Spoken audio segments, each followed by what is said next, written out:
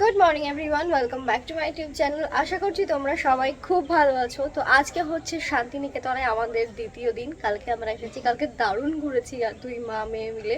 তো শান্তিনিকেতনে যতগুলো স্পট রয়েছে ঘোরার, সব স্পটগুলোই আমরা মানে প্যাকেজ হয় একটা টোটোওয়ালাদের কাছে, তো ওই প্যাকেজটা আমরা নিয়েছিলাম। তো প্রত্যেকটা স্পট আমরা মানে আমাদেরকে ঘুরে দেখাবে। তো কালকে কিছু কিছু ঘুরে দেখেছি, একদিনে তো সবগুলো আর পসিবল নয়, তো কালকে কিছুটা হয়েছে, আজকে কিছুটা হবে।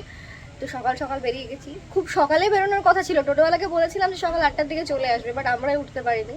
তো এখন বাজে 9:30, আমরা স্নান টান করে একদম রেডি হয়ে গেছি, বাট ব্রেকফাস্ট এখনো করা হয়নি। তো বেরিয়ে আমরা ব্রেকফাস্ট করবো। তো আজকে অনেক সুন্দর সুন্দর জায়গায় যাবো, তো চলো দেখতে থাকো আজকের ভিডিওটা।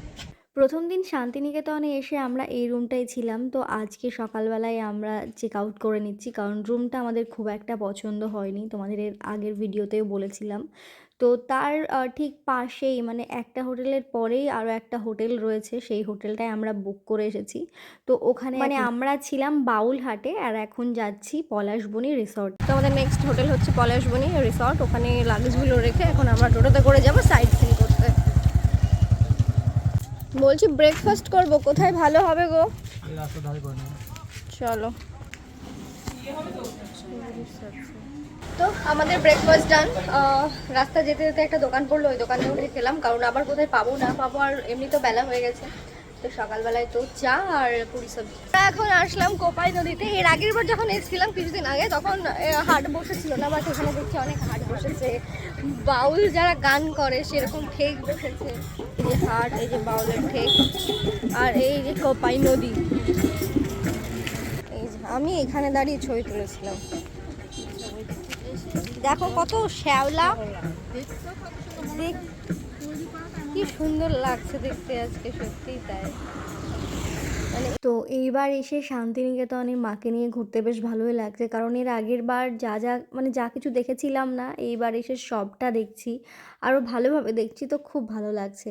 তো কোপাই নদীর ওইখানেই খেজুরের রস বিক্রি করছিল, তার সাথে খেজুর গুঁড়ো বিক্রি করছিল, তাই ভাবলাম যে রস খাই, একটু দেখি কেমন লাগে। এই খেজুরের রস সকালবেলায় ঠান্ডায় কাঁপতে কাঁপতে খেতেই মানে খাওয়ার মজাটাই আলাদা। তো এখানে 1 গ্লাস নিয়েছিলাম, 1 গ্লাসে 15 টাকা নিয়েছিল। তো মা জাস্ট একটুখানি টেস্ট করলো। তো ওখান থেকে খেজুর রস খাওয়ার পর 250 মতো খেজুর গুঁড়ো কিনেছিলাম।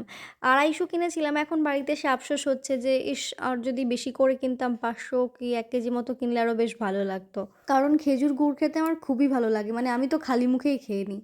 তারপর চলে গেছিলাম আমরা আদিবাসী গ্রামটাকে ঘুরে দেখার জন্য। এর আগের বার এসে তো ইস্তিকুটুম যে সিরিয়ালটা হয়েছিল, তো ওই বাড়িটাতে আমরা ঢুকেছিলাম, বাট এবার না না, এর আমাদের আগের দিন ঢুকতে দেয়নি। এসেছিলাম, ওই বাড়িতে কেউ ছিল না, এই বাড়িতে ঢুকেছিলাম। আচ্ছা, কোন বাড়িতে এটা? এই এই এই বাড়িটাতে। আচ্ছা আচ্ছা। এখন বন্ধ আছে এখন। হ্যাঁ বন্ধ তো আছে, সেখান থেকে ঘুরে দেখে আসি একটু। ধান মেলা আছে তো কিছু বলেছি। যেতে দেবে না, পারমিশন দিচ্ছে না। জিজ্ঞেস করছি, এর আগের দিন কেউ ছিল না, তাই গেছিলাম।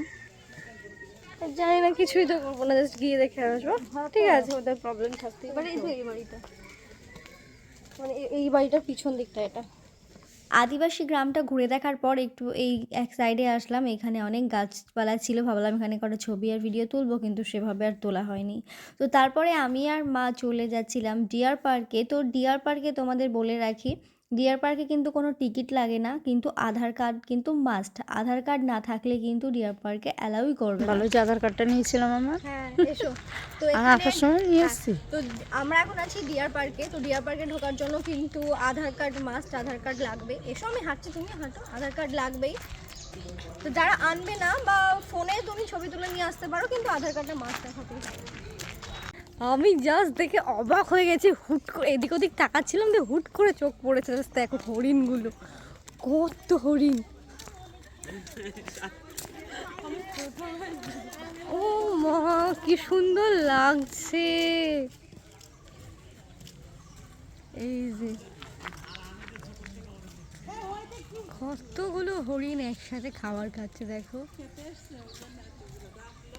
ও আচ্ছা, ও আচ্ছা, খাবার দিয়ে ডাকলো। ঢুকে ঢুকে মানে এতগুলো যে একসাথে হরিণ দেখতে পাবো ভাবিনি।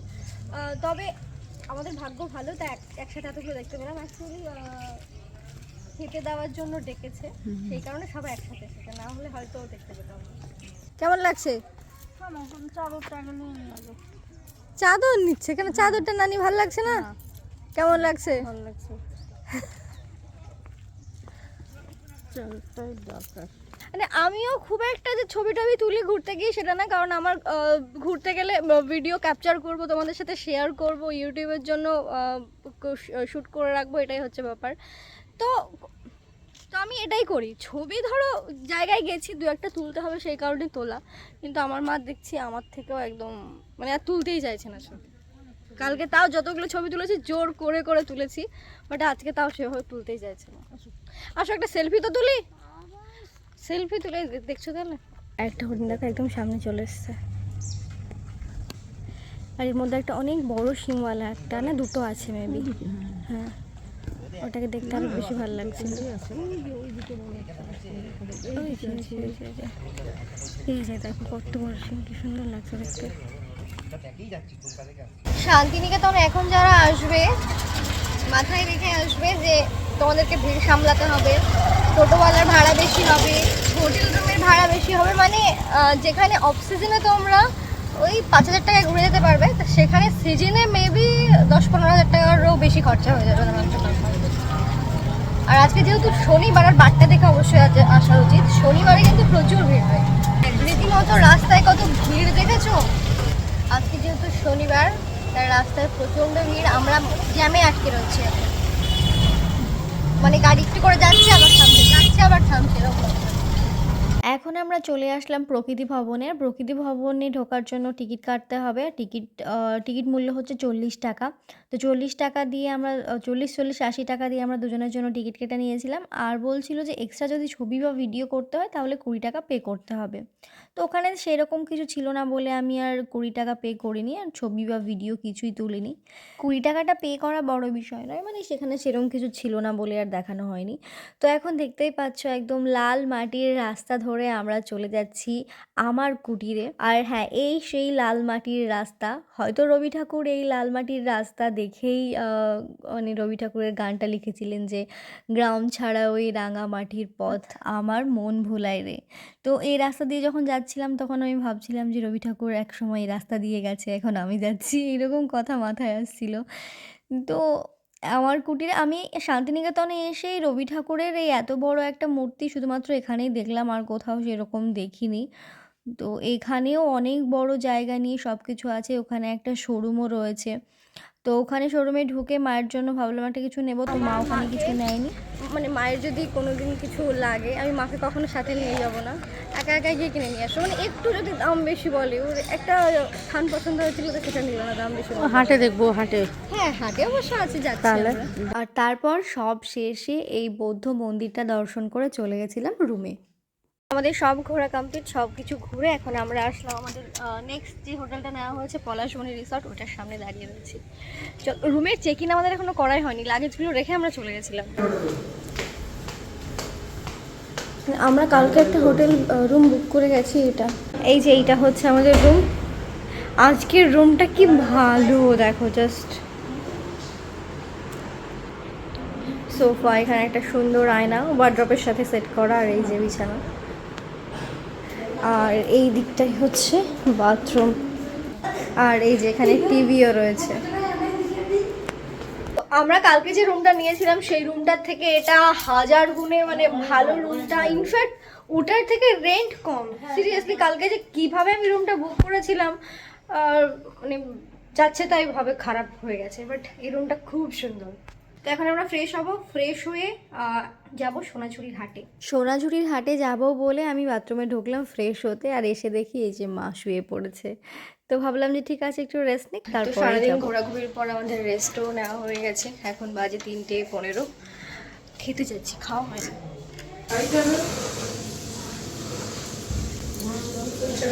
কি মাছ হবে গো? মাছ হবে হবে না, জিজ্ঞেস করেছে। লিওকে দেখো, লিওকে দেখাচ্ছে যে ঘুরে আসুন, অসুবিধা নেই, ঘুরে আসুন, ঠিক আছে। আমরা যে হোটেলটা এখন আছি, মানে যে চত্বরটায় আছি, এই চত্বরে মোটামুটি 1500 টাকা থেকে একদম 5000 টাকা পর্যন্ত রুম পাওয়া যাবে। তো এখন আমরা আসলাম সোনাঝুরির হাটে। তো মা বলছিল যে এতদিন সোনাঝুরির হাট টিভিতে দেখেছে, এখন সামনাসামনি দেখছে। তো এই ব্যাপারগুলো বেশ ভালো লাগছে যে না, এতদিন মা টিভিতে দেখেছে তো আমি মাকে মানে কিছু দেখাতে পারলাম। আর আমি চাই যে আমার মা ভালো থাকুক। মা ভালো থাকলেই আমি ভালো থাকবো। মানে আমার এটাই হচ্ছে ব্যাপার। তো এখানে কেনাকাটি করছিলাম। কী, কী কিনেছি না কিনেছি তোমাদেরকে পরে দেখাবো। আর সোনাঝুরির হাটে এসেই সেই আন্টিটার সাথে দেখা হয়েছিল। মানে প্রথম দিন তোমাদেরকে দেখালাম না যে ওই আন্টিটার সাথে দেখা হয়েছিল, যে মা তারার প্রসাদ দিয়েছিল। ওখানে গিয়ে গিয়ে দেখছি ওই আন্টিটার সাথে দেখা হয়েছে আবার। তো এখন সোনাঝুরির হাট থেকে আমরা ফিরছি। আজকে এত পরিমাণে ভিড়, মানে কি বলবো, প্রচুর ভিড়। যেহেতু শনিবার, আর শনিবারে হাটটা অনেক বড় করে হয়।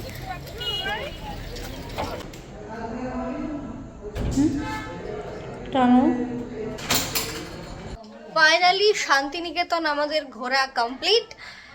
মা বলো, এবার একটু রিভিউ দাও, বলো কেমন লাগলো। ভালো লাগলো, ভালো ভালো লাগলো। আবার কি, বাস।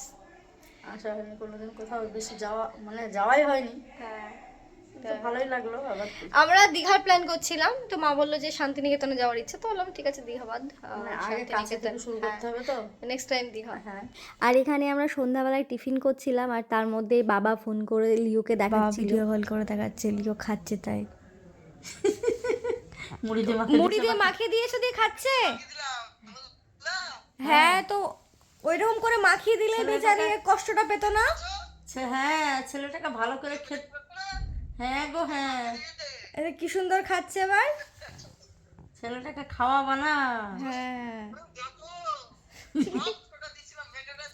হ্যাঁ, ওরকম করে মাখিয়ে দাও।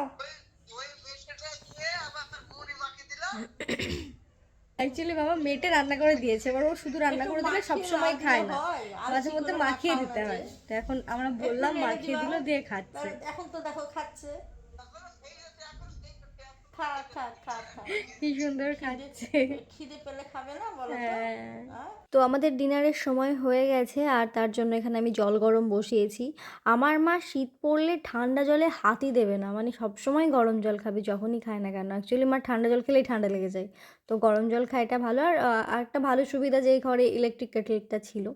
আর এই যে আমি গুড়টা কিনেছি, গুড়টা আমার এখন মনে হচ্ছে যদি বেশি করে কিনতাম কত ভালো হতো, কারণ ওখানেই আমি খালি মুখে 100 গ্রাম মতো গুড় খেয়ে নিয়েছি। তো রাত্রে আমরা অর্ডার করেছিলাম রুটি আর তার সাথে আলুর দম। তো আলুর দম শুধু নেওয়াই হয়েছে, কারণ আমি একটা রুটি মোটামুটি গুড় দিয়েই খেয়েছি, মাও তাই। তরকারিটা পুরোটাই নষ্ট হয়েছে।